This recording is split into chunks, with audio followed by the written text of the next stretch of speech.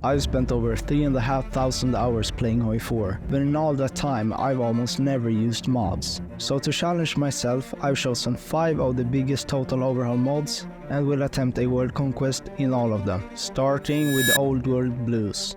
Old World Blues is a mod set in the Fallout universe, a world where nuclear bombs have fallen, leaving the remnants of civilization fighting to survive in the harsh wasteland. Among the many factions, the new California Republic stands as a democracy seeking to restore order, while Caesar's Legion, a Roman-inspired dictatorship, focuses on war and conquest. I can't decide who I want to play, so I have a wheel with all nations that have a unique focus tree. Let's give it a spin.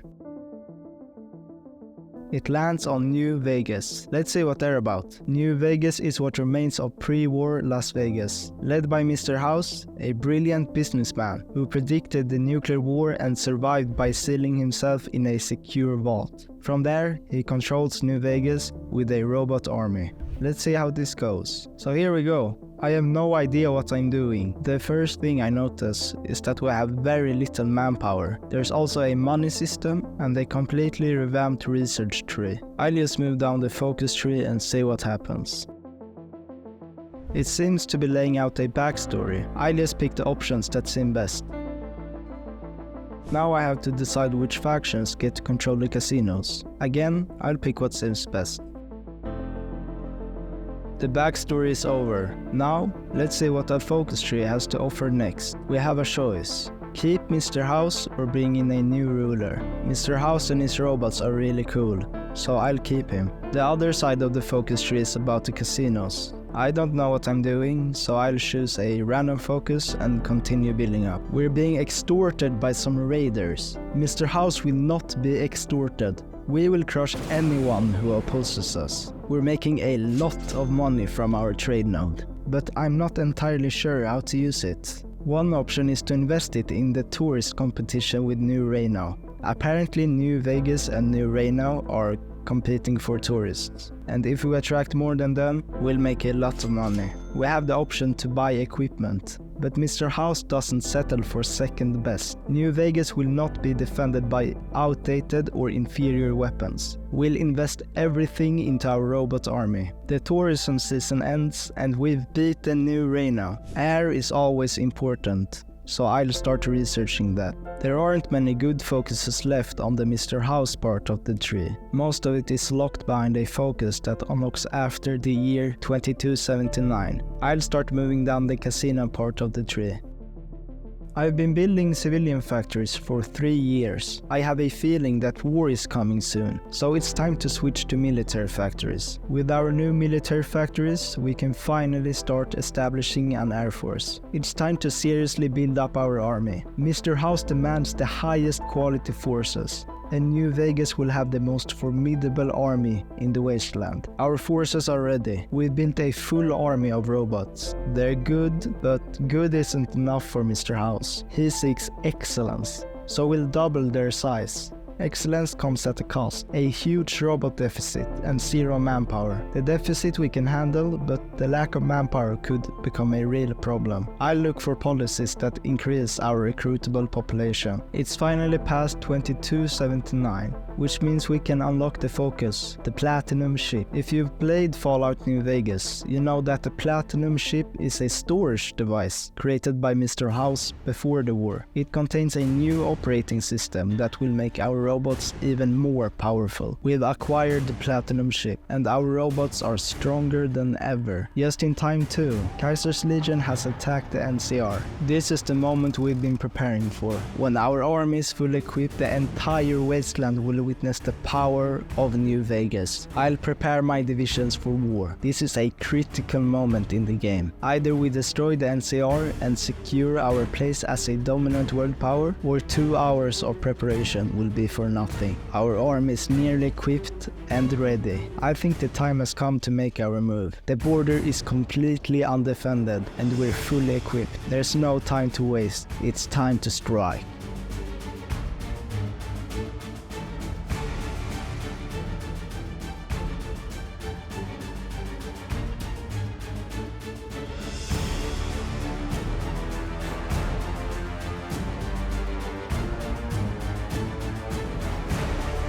In just 10 days, the Mojave territories capitulated, even though they're a puppet of the NCR. Our assault was so quick that they didn't have time to call them in. We have the most war score and can take everything. The Battle of the Hoover Dam has been won by New Vegas. With our first conquest going so well, I'm confident that we can take on the NCR directly. I'll justify immediately. Once again, the border is undefended. My strategy is to seize as much territory as possible before they have a chance to react.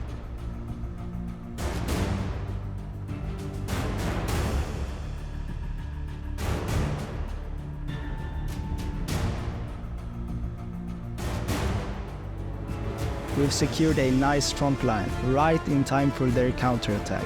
We got pushed back slightly. Our forces are spread thin, so it's difficult to do encirclements without risking being encircled ourselves. At least we're holding the line, and the NCR is suffering heavy losses while we are not.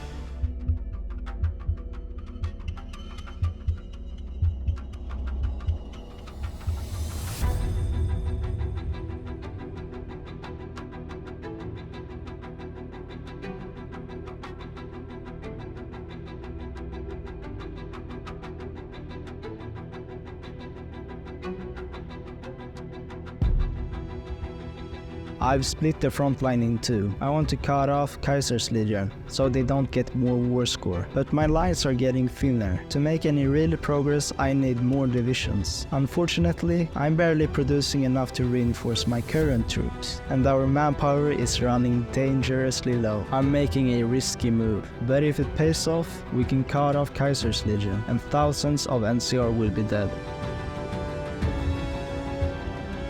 They managed to intervene at the last moment, preventing the encirclement. Now we're overextended and at serious risk of being encircled ourselves. Without fuel, our robots are useless, and we're being pushed back. The front line is in a stalemate, but the other front is less defended, so I'll divert some of our divisions there to see if we can break through.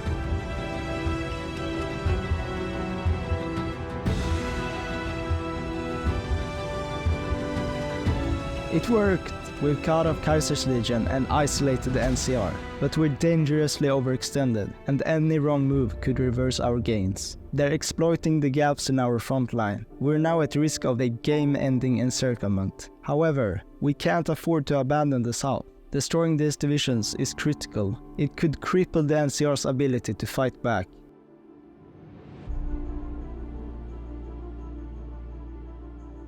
I'll have to throw everything we have into stabilizing the front. This is a make or break moment.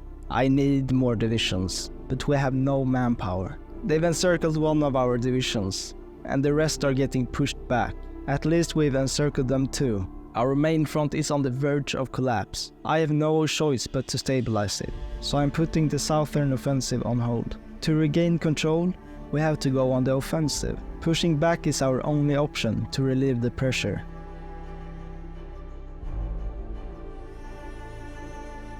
Good encirclement. The front line has stabilized for now. We've also managed to train and deploy 6 more divisions. It's time to eliminate the threat in the south, once and for all.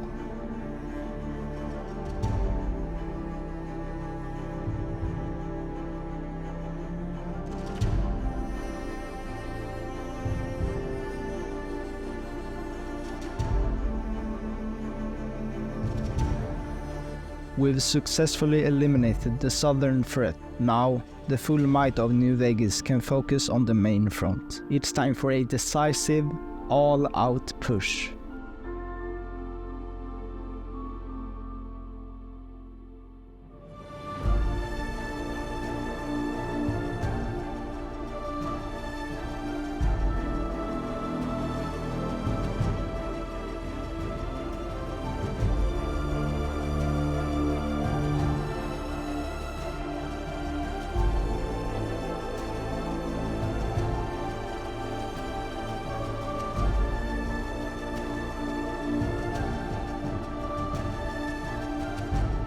We've absolutely demolished their defenses. Their army is crippled, and all that's left is to sweep through their remaining territory.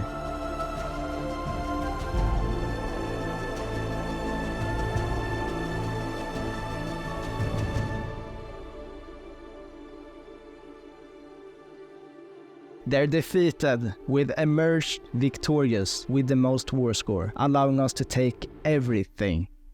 With the NCR under our control, our economy is booming. We have more money than I know what to do with, and the most factories of any nation. However, we still face a severe manpower shortage. Fortunately, this mod allows us to core conquered states if we have enough political power and compliance. That should solve our manpower problem. With new cores and increased manpower, we can expand our army and air force. This will be essential as we prepare for our next target. Kaiser's Legion, now named the Legion of Hades after a civil war. With our troops in position, it's time to declare war. We easily cross the river, and our army is so powerful that I don't even need to micromanage. We can simply battle plan.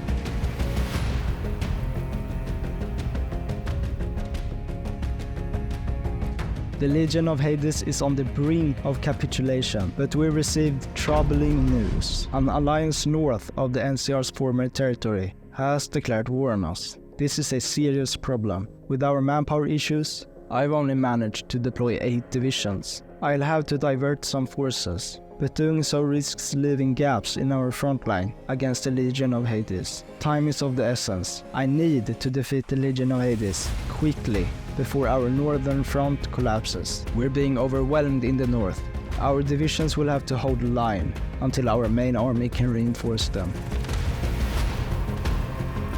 The Legion of Hades has capitulated.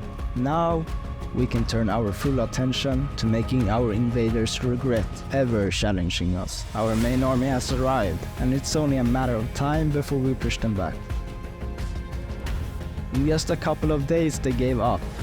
Now it's just a matter of time before Mr. House restores order to the world.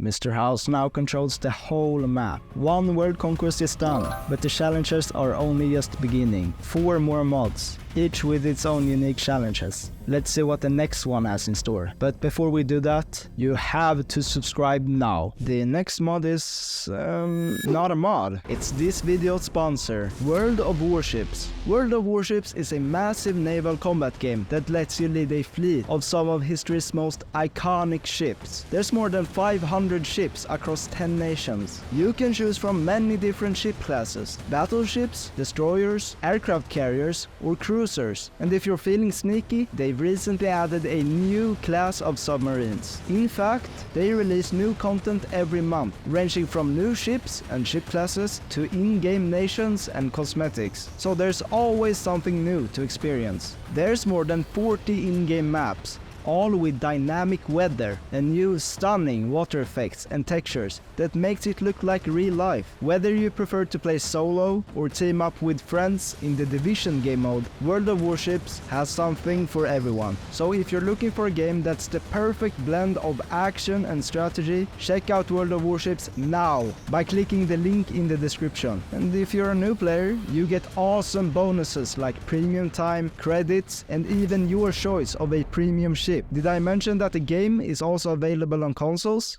Click the link in the description now and get the game. Now back to the actual next mod. The next mod is Empire. It starts in 1699 and aims to bring an ancient historical feel to HOI4 with loads of new content. Let's spin the wheel once again. It lands on Sweden. Interesting. You start with a few military factories, but a powerful army and plenty of civilian factories. It seems like cavalry is the mod's equivalent to tanks. And you know how much I love tanks, so I'll focus on that. I set my sights on conquering Denmark Denmark, Norway to secure a Nordic empire. My divisions are placed on the front line and I begin moving down the focus tree to build up our industry. I had no idea of the Great Northern War, so just a few minutes into the playthrough I was caught off guard. Russia declared war on me, dragging in Denmark, Norway and the Polish-Lithuanian Commonwealth. My army was focused on Denmark, Norway, leaving our eastern flank wide open. In a scramble I pulled my forces back and set up a defensive line, sacrificing Finland, a significant portion of our territory. If I could quickly defeat Denmark, Norway, I could redirect my troops to the Russian front. But if I failed, the Swedish Empire would crumble. While being pushed back in the north, my army circumvented the enemy's defenses and rushed into Norway uncontested. Victory there could buy us the time we needed. Then a surprise, England stepped in, issuing an ultimatum to Denmark, Norway. They demanded that Denmark, Norway signed a ceasefire with us, threatening to join the war on our side if refused. The Danes refused, and England joined our cause. But soon after, the Danish had a change of heart and peaced out. This is just what we needed. Our whole army can now relieve our overwhelmed forces against the Russians. Our Estonian troops were being outflanked, and in a desperate attempt to save them, we fell back. When our army finally reached Finland, we managed to halt the Russian advance, but we faced a severe lack of supply. In this mod, divisions need food. Without it, they're almost useless. Both sides were struggling, but Russia's ability to reinforce gave them the upper hand. I concentrated my cavalry in the south, hoping to break through. The cavalry was fast, but without adequate supplies, we were stuck. The port in Viborg was crucial. We had to capture it, no matter the cost. After building a port on the front line, we pushed further than anticipated. Our cavalry moved so quickly that the Russians couldn't defend in time, leading to a much-needed encirclement. With the Russian lines collapsing, our next goal was to relieve the encircled divisions in Estonia. Our cavalry easily broke through the Russian defenses and swiftly moved into their territory, capturing vital supply hubs along the way. Caught off guard by our rapid advance, the Russians retreated from Finland. Our cavalry relieved the Estonian pocket and continued pressing forward. The Russians couldn't keep up with our speed and were encircled repeatedly. With Russia on the back foot, our next target was the Polish-Lithuanian Commonwealth. Thanks to our momentum, their defeat was inevitable.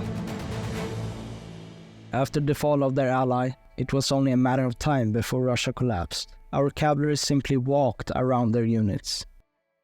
Finally, Russia capitulated. After that, the rest of the game was a breeze. Our cavalry rolled over every opponent with ease. While the Great Northern War was intense and challenging, the rest of the campaign felt too easy. The mod has some interesting mechanics like colonization, but it's also broken in places. There are buildings you can spam to reduce resistance or boost research by 1% per building. But this was only the beginning. 2 mods completed, 3 to go. Keep watching because the best is yet to come. Let's move on. Next is Kaiserreich, the most popular mod after Road to 56. It's set in an alternative history where the Central Powers won World War I. Let's spin the wheel and see what nation will be playing. It lands on Transamur. Transamur is a small nation in the Russian Far East, led by former Soviet Admiral Kolchak, who was exiled after attempting a coup in Russia. With the support of Japan, he established Transamur and has ambitions to conquer Russia and assume his role as supreme ruler of all Russia. Let's see what we can do. We start off very weak, with only 6 factories. The focus tree offers powerful bonuses, particularly to our industry, in exchange for ceding a part of it to Japan. Given our current industry, the cost is minimal compared to what we'll gain. Let's just build up and see what happens. Transamur seems to be a safe haven for refugees and exiles who have lost faith in the Russian government. We'll gladly accept them into Kolchak's cause. Every person who joins us strengthens our nation. After a year of significant progress, disaster strikes. Kolchak is betrayed by disloyal soldiers and generals who do not believe in his vision. But Kolchak is nothing if not resilient. Those loyal to him manage to crush the traitors. This betrayal only hardens him. He begins devising a plan to conquer his homeland using tanks. We start researching medium tanks. Kolchak understands that the odds of winning the war with normal infantry are minimal. Fast, strong tanks are our best bet to push through Siberia. Even a single tank division could turn the tide. We continue to build up our nation. Currently, we can only dedicate one military factory to tank production. This won't be enough. We have to expand our industry to expand the production. We research even better tanks, pouring everything we have into this gamble. If these tanks can't push through Siberia, all our efforts will be in vain. It's almost 1940, and just as we finalize our preparations, Germany declares war on Russia. This is the moment Kolchak has been waiting for. It's time to mobilize our divisions. Investing everything into tanks has given us enough to train one division. We've been able to squeeze out 16 divisions. With our tank nearly ready, we can try to occupy the Russian Far East diplomatically. Surprisingly, the Russians do not intervene, and we gain much needed territory. Our tank is ready, but it doesn't change the fact that we're still weak. With only 18 factories, compared to Russia's hundreds, our tank strategy has to work. It's our only hope. We're as prepared as we can be. The time has come to make our move. The war starts. We have to exploit the gaps in the front line while they're still there, and try to get out of the disastrous supply in Siberia. Just as we're about to secure a critical supply hub, Russian divisions arrive to defend it. We're stuck. This is exactly what we wanted to avoid. To make matters worse, we're being pushed back. We have zero manpower left and are facing a massive deficit of infantry equipment. The situation is dire. After many attempts, our tank finally captures the supply hub. This small victory could save us. With the enemy supply lines weakening, we launch a small counterattack.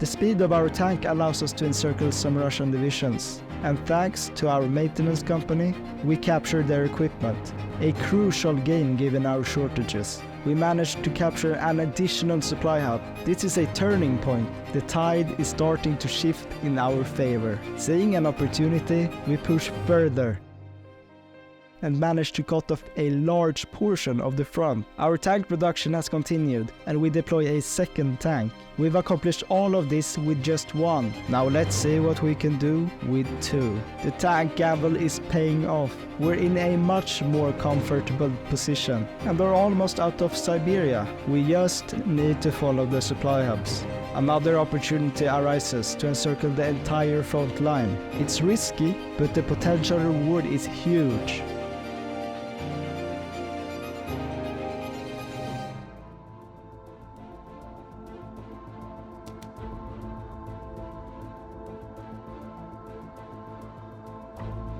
Let's go! Destroying this many divisions leaves gaps in the front line. We have to exploit them and keep pushing forward at all costs. We now have a third tank. Each one brings us closer to victory. It's time to take a big risk. We'll use all three tanks to snake.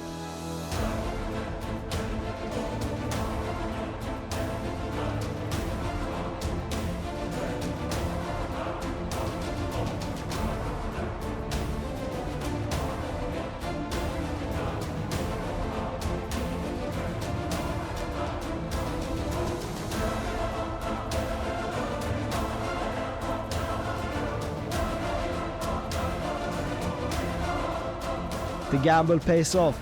We've broken through Siberia and are now fighting in the plains. Terrain where our tanks can really shine. We're spread very thin, but can't deploy more divisions because of the lack of manpower. That can be resolved if we wait, because we'll get cores on the territory we've taken after some time. I decide to secure a defensible and well-supplied front line and wait until we gain the cores.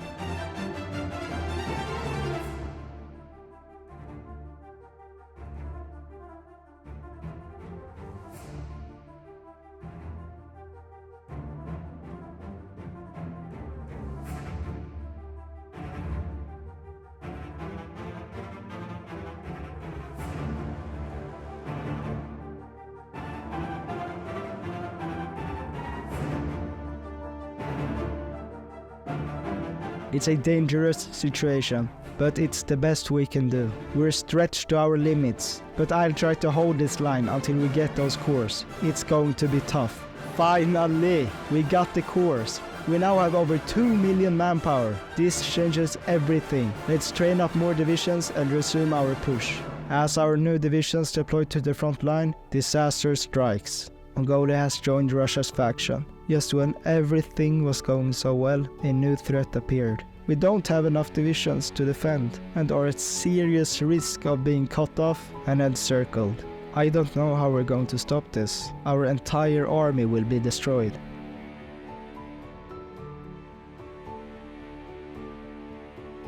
Oh my god. Russia capitulated! Germany saved us! You can't make this shit up. We were just about to be obliterated. And now we're back. Let's see what we can secure in the peace conference. We managed to take almost everything. We're still at war with Mongolia, but with our army now freed up, we can crush them with ease. After 4 years of grueling battles, Kolchak has achieved his dream. He proved the doubters wrong. He is the supreme ruler of all Russia. But his ambitions have grown further. Russia isn't enough. He wants to be the supreme ruler of all, starting with Japan. We're giving a significant amount of our industry to them, and Kolchak doesn't like giving. After a year of intense preparation, we're ready for war. Except for one thing, the Air Force. Kolchak underestimated the Japanese, assuming they wouldn't pose a significant threat, but they have a powerful Air Force and many times more armor than we do. Their counterattack is brutal, pushing us back and cutting off our supply lines. With no way to hold, we're forced to fall back, losing many men in the process. We've managed to secure a fallback line and can hold it for now. However, we're in a stalemate. And to have any chances of pushing forward, we need to build up our Air Force to counter theirs. Additionally, a navy could prove useful later on. After 6 years of skirmishes, we're still locked in a deadlock. However, we managed to assemble a small Air Force that we can concentrate in specific regions. It's time to attempt a push into Iran.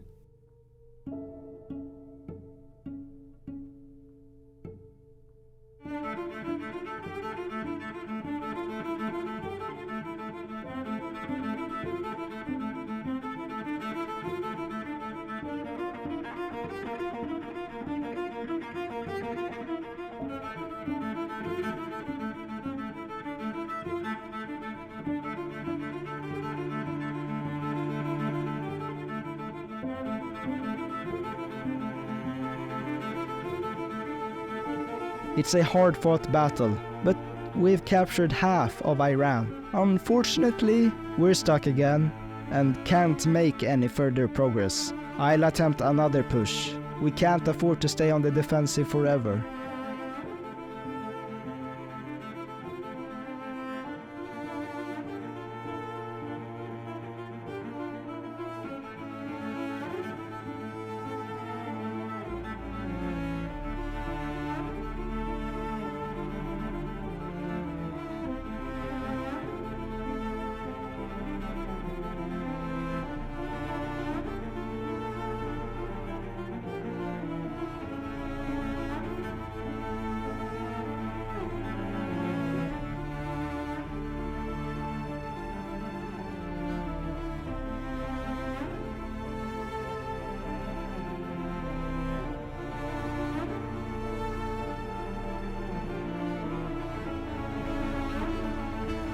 We pushed them back greatly, and Iran capitulates, making so their whole front line is cut off. We have to take advantage of this. We've destroyed many divisions, but the enemy keeps reinforcing their lines, pushing us back harder than ever before. We're losing ground and being pushed back even further. We have no choice but to retreat again. We can barely hold the fallback line. We're on the brink of collapse. But Kolchak refuses to accept defeat by the Japanese. It's not an option. We'll fight to the last man to secure our freedom from Japan.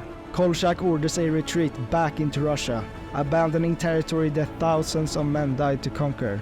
It's the only way to ensure our survival. Finally, the front line is stable once again. But for how long will it stay that way? We obviously can't beat the Japanese on land, so we have to come up with a different strategy. That's where our navy comes into play.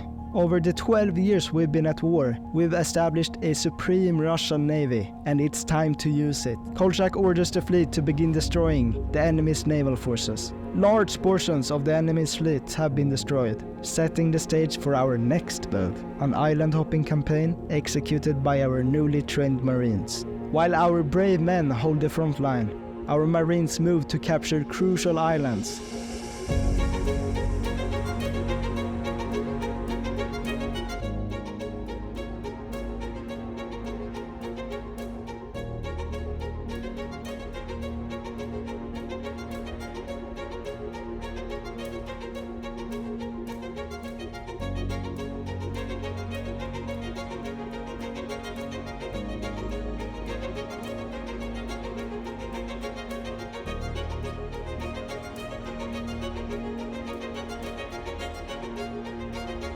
With our fleet preventing enemy reinforcements, our marines face much less resistance than our land army.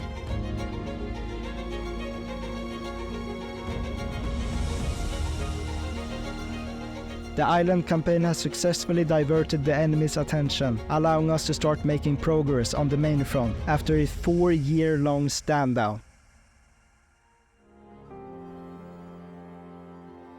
With the capture of Taiwan, we're ready for the knockout blow, an invasion of mainland Japan. Just a few years ago, this would have seemed impossible, but a handful of Marines have turned the tide of the war, and now we're ready to end it.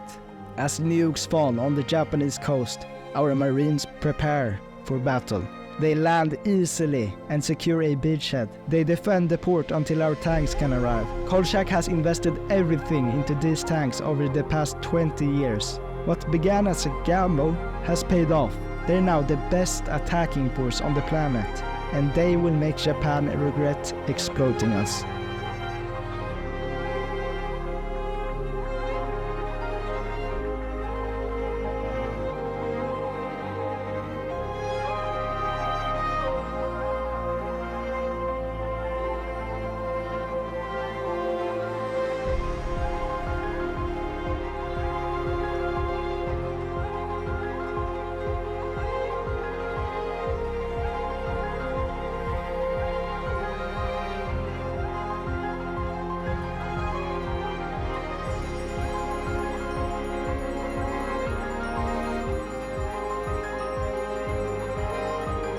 That's a massive victory, but it's not over yet. Kolchak has learned from his past mistakes. This time, we won't underestimate our enemy, until victory is absolutely certain. With Japan defeated, we can now attack on the main front with full force. But we still need to be cautious. China and India have a combined air force totaling well over 100,000 planes. The Marines are making progress in Manchuria. The Siamese front is also being reinforced. We need to apply pressure in as many places as possible. To counter the overwhelming Chinese Air Force, we're deploying a task force of planes to fly deep into enemy territory and drop nukes over their airports. Thousands of planes perish with each mission, slowly destroying their capabilities in the air. The Marines were making good progress at first, but seeing the infamous veteran Marines on their homeland, the Chinese moved their best divisions there to counter. There's good news elsewhere. Our nuking missions have been highly effective, and the Chinese Air Force has been largely destroyed.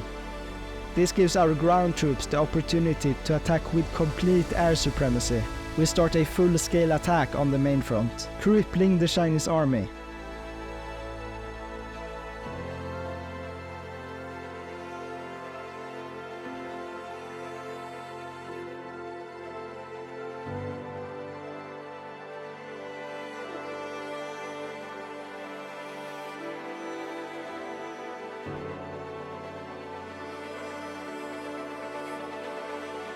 Then, with our best tanks, we move into India. Despite being outnumbered, we dominate them.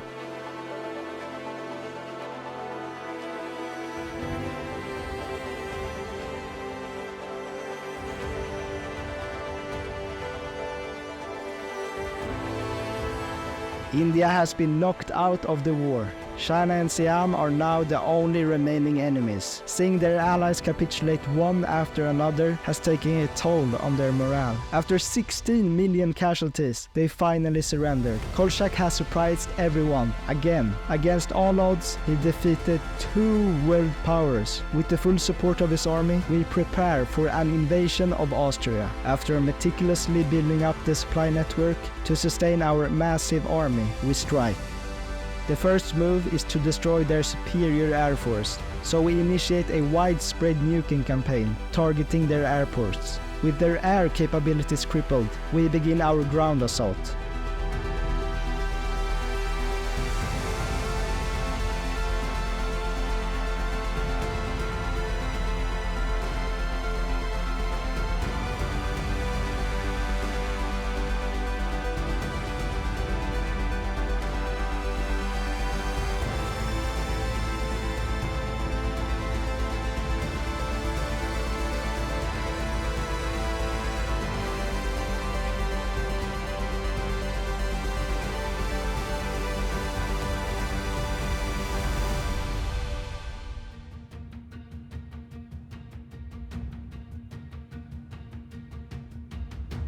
Austria capitulates, another major power defeated. Our next target is the Reichspakt, the largest and most powerful faction. After all we've accomplished, we won't be defeated now. Kolchak orders massive preparations, building forts, airports, planes, radars, railroads, supply hubs, infrastructure, and the nuclear reactors. After 6 years of hard work, we're ready. Expecting the worst, we declare war. But to our surprise, we're holding our ground far better than anticipated. So just as we did in Austria, we start by nuking their airports. After a few months, their air force is largely destroyed, so we start our attack.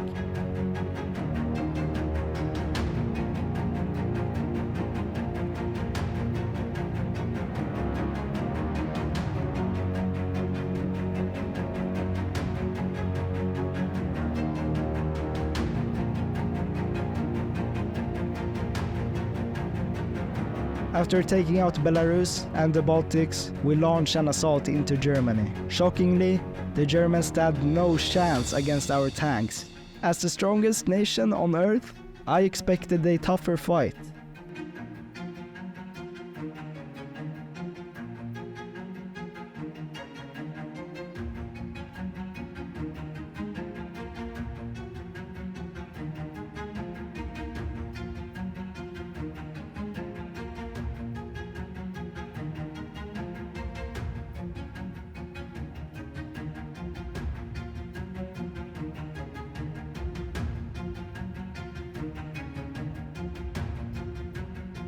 And just like that, they capitulate. Kolchak, having dominated the supposedly strongest nation on Earth, is now confident that he can achieve world domination. The time has come for the final war. The only nation left with the power to oppose us is the USA. They and their puppets control half the world and possess several 100,000 planes.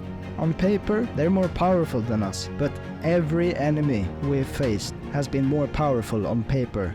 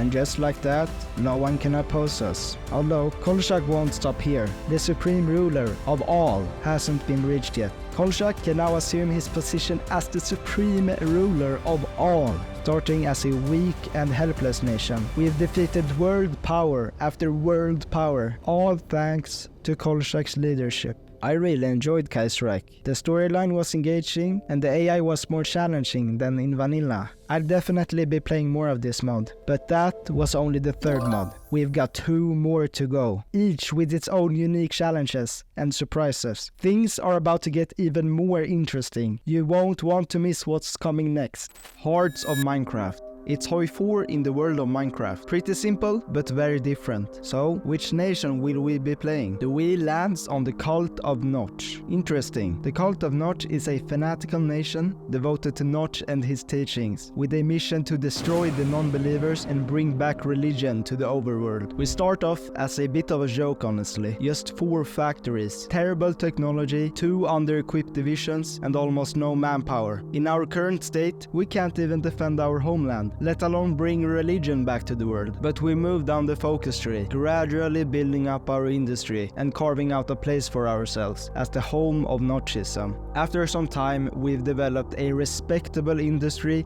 and gained thousands of men through decisions. We're starting to look a little bit stronger. With our growing strength, we expanded our army, raising 14 divisions for Notch's cause. We're not to be underestimated anymore. Just as things were looking up, we receive a worrying message. An ultimatum from our neighbors. Submit to us or die. Seeing as they're allied with half the continent, we know that refusing means certain destruction. But if we submit, Notchism will be destroyed and our cause will be lost. We have no choice but to refuse. We prepare our men for the worst, anxiously waiting for what's to come. As expected, they declare war. At first, it looks like we can hold our ground, but as their allies pour in, their relentless attacks start to wear down our forces. We're being pushed to the limit. Our divisions are defeated in battle. If we don't act quickly, they'll steamroll us. Our best men are holding the line, but they're dying, and the situation is looking grim.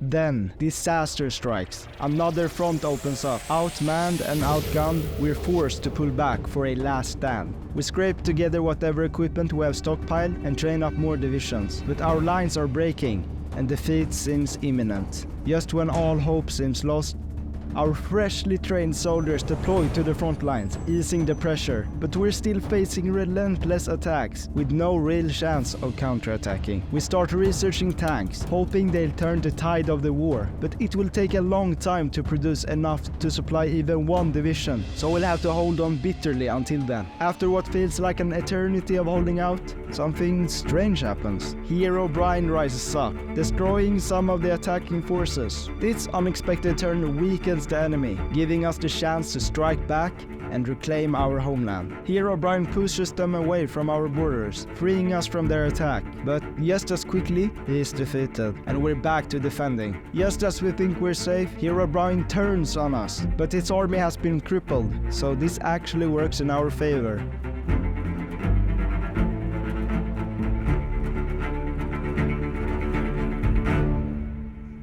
We conquer him easily, gaining more factories and resources. With Hero Brian defeated and tank production ramped up, the tide of the war has truly turned. We can now comfortably hold our ground and wait for more tanks to be ready. Finally, the tank is here. It's time to bring the fight to our invaders. The tank shines instantly, encircling 4 enemy divisions and securing a much-needed supply hub. With renewed momentum, we continue to gain territory.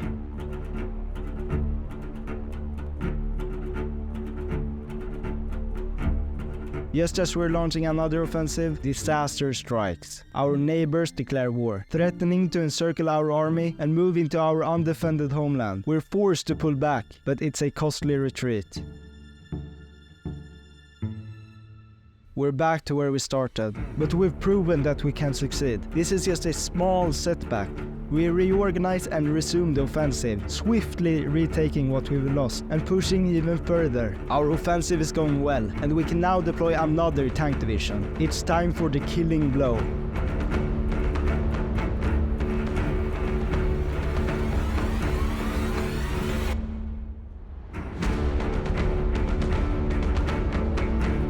They capitulated. They thought this would be an easy war, but we've prevailed against their overwhelming forces. The huge amount of land is now up for grabs. The home of Nochism has risen as a world power. We can now supply a massive army and begin our crusades. Our first target is the Southern Player Empire. They threaten our rule on the continent, so it's best to get them out the way. They're stronger than expected, and they're pushing us back. I'll pray to Notch that we can hold the line while focusing on taking out their salient up north. Our tanks did great despite supply issues. We can now refocus on the main front. Our assault is going well on this front, but the other is facing severe supply problems and is becoming unstable. Even with all our tanks and full air superiority, we can't break through a single tile due to a lack of fuel. We have to halt the offensive and build supply hubs. Just as the supply hubs are about to be completed, they launch a counterattack. We have to hold.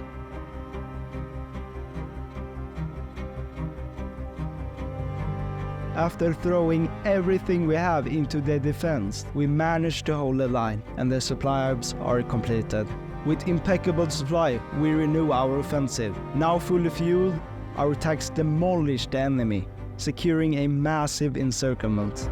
We continue pushing, but we're suffering from a complete lack of resources to keep up with tank production. We can't replace our losses and are forced to delete divisions just to keep the remaining ones reinforced. Despite this, we press on.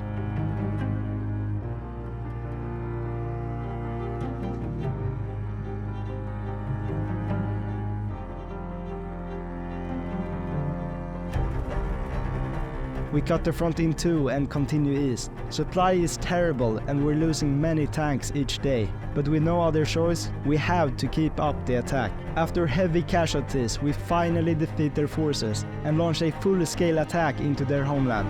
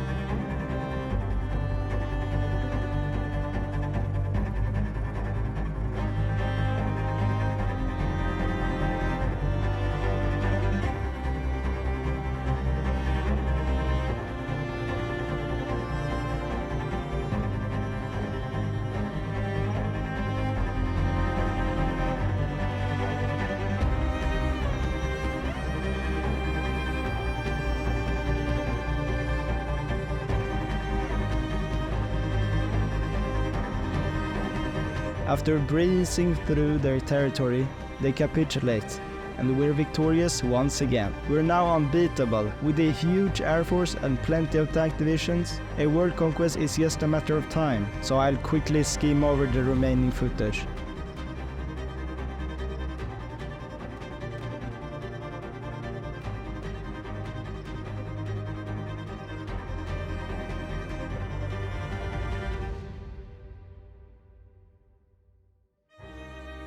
We've brought Notchism to the entire world. This mod was good, it had fun dynamics like the nether and end dimensions, and it wasn't too easy. But the final mod is still ahead, and it's going to be unlike anything we've faced so far. The final mod is no other than Equestria at War. It's supposedly one of the best HOI4 mods. It's about My Little Pony. Yes, you heard that right. It's set in the world of My Little Pony. Let's spin the wheel and see which nation we'll be playing. It lands on the Changeling Lands. The Changeling Land is a dark and militaristic nation, led by Queen Chrysalis. The Changelings, a shape-shifting species that feeds on love, suffered a disastrous defeat by Equestria in an invasion 5 years ago. But Queen Chrysalis is determined to rebuild her forces and take revenge. We start by unifying our nation, who is disillusioned and has lost hope in their queen after the defeat.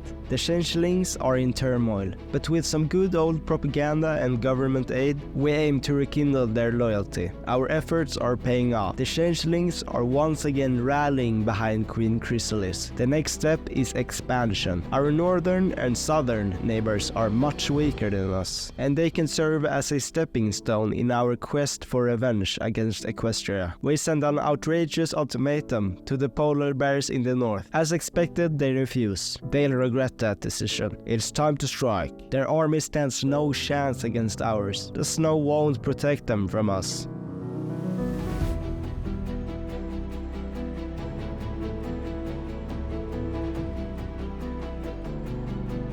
The polar bears capitulate in no time. Their defeat is swift and decisive, proving that the Changeling war machine is back in action. After our first victory, we're feeling confident enough to take on our more powerful southern neighbor. Although their army can rival ours, we have something we didn't have in the polar bear war: tanks. They have nothing to counter our armored divisions.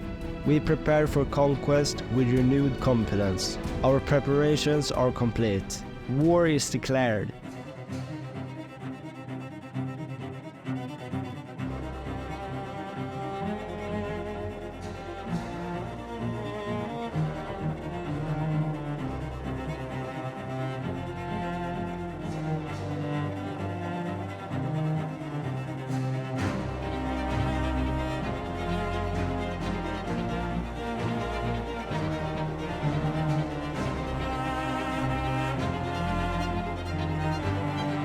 The enemy realizes the futility of their resistance and surrenders before we can deliver the final blow. It's not the glorious victory we expected, but it expands our territory nonetheless. With our borders secured and our army growing stronger, we set our sights on the ultimate goal: Equestria. We know our forces are capable, but the memory of our past defeat still lingers. We cannot afford another failure, so until we're certain of victory, we'll continue to build up our strength. After 2 years of intense preparation, our forces are ready. Our army has grown into a formidable force, with 8 high-quality tank divisions leading the charge. The time has come to avenge our defeat and bring despair to Equestria. The time is now.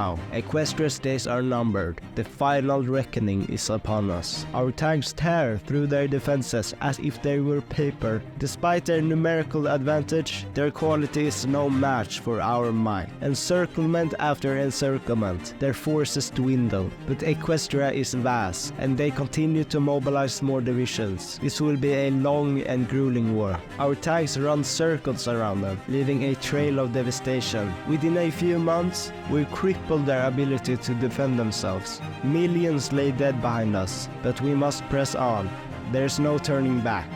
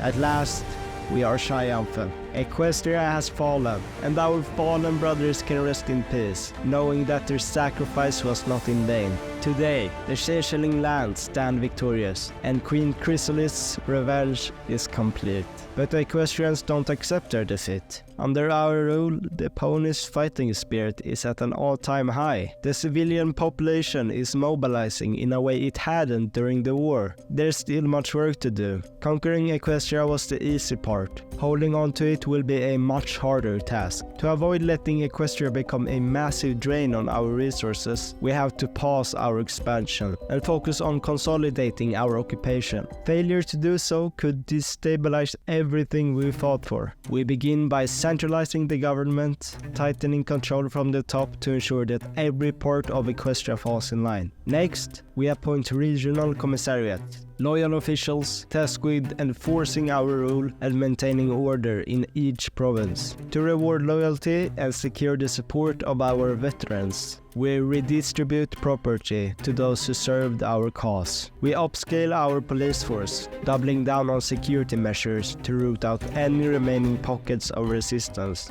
Finally, we prosecute the Equestrian Military High Command. Public trials and executions serve as a reminder of what happens to those who defy Queen Chrysalis. We even give the ponies some rights. After dedicating all we could to pacifying their resistance, Queen Chrysalis finally grew tired of the fact that we didn't control the whole continent. So she orders the army to eliminate the remaining nation and secure total dominance over the land.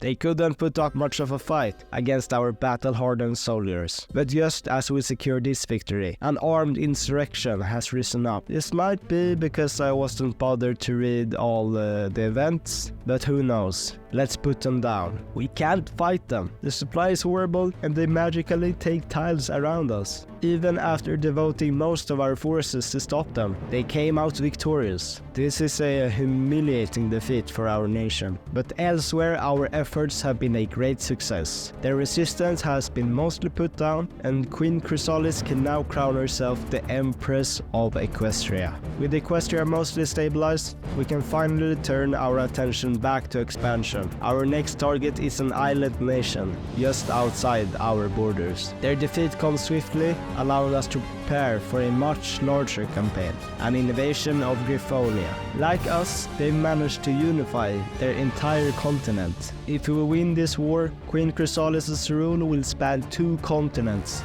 making us virtually unstoppable. The invasion begins with naval landings to establish a foothold on the continent and provide space for our air force.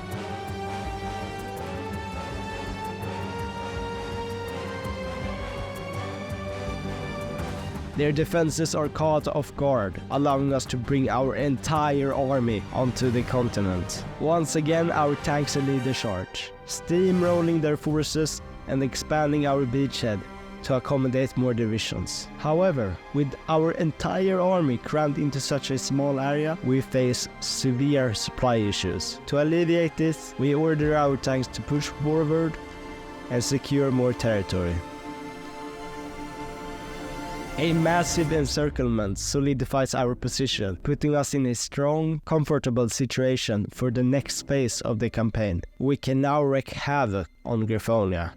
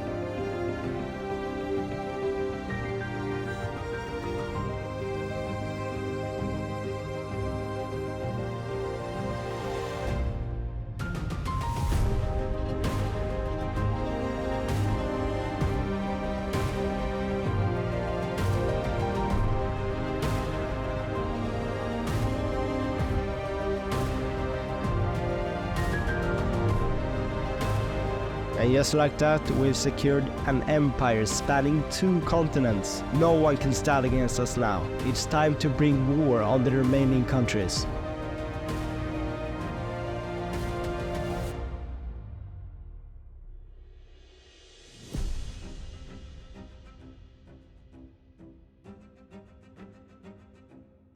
The entire world is now under the rule of our queen. She has defeated everyone who dared to oppose her. This mod really surprised me. I mean, it's a mod about My Little Pony, but I have to admit, it's one of the best mods I've played. The storyline was great, and the challenges kept me on my toes. That's all the mods completed. It was really fun to make this video. It's a bit different from what I usually do, but I hope you enjoyed it. If you did, subscribe now, and make sure to check out World of Warships using the link in the description. Thank you for watching, goodbye.